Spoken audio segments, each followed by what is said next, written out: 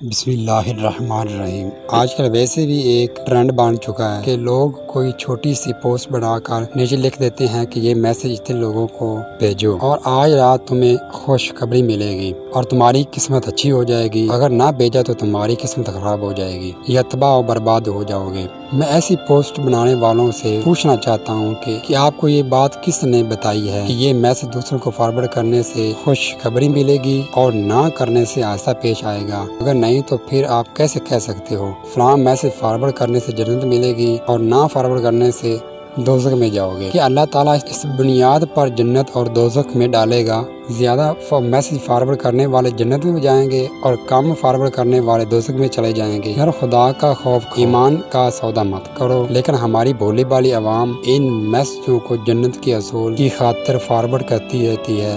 میں نے ایک ویڈیو ایسی بھی دیکھی ہے کہ جس میں بتایا جا رہا تھا کہ یہ ویڈیو دوسرے 20 لوگوں تک سینڈ کرو اور اپنی من کی مراد پوری کرو، اور ساتھ یہ بھی بتایا جا رہا تھا کہ یہ ویڈیو عراق کے ایک بے روزگار لڑکے نے دوسرے لوگوں کو سینڈ کی تو اس کی نوکری لگ گئی اور ایک افسر نے اسے جھوٹ سمجھ کر ڈیلیٹ کر دیا اور وہ پھر اپنی نوکری سے ہاتھ دھو بیٹھا۔ یار اب بات سمجھنے کی ہے کہ وہ لوگ بیٹھے ہوئے عراق میں ہیں اور آپ بیٹھے ہیں پاکستان میں۔ آپ کو کیسے پتا چلا کہ میسج فارورڈ کرنے سے ایک بندے کو نوکری مل گئی اور نہ فارورڈ کرنے والے کو نوکری سے ہاتھ دھو بیٹھا؟ اب میسج کرو اور ویڈیو سینڈ کرو اور نوکریاں لگاؤ۔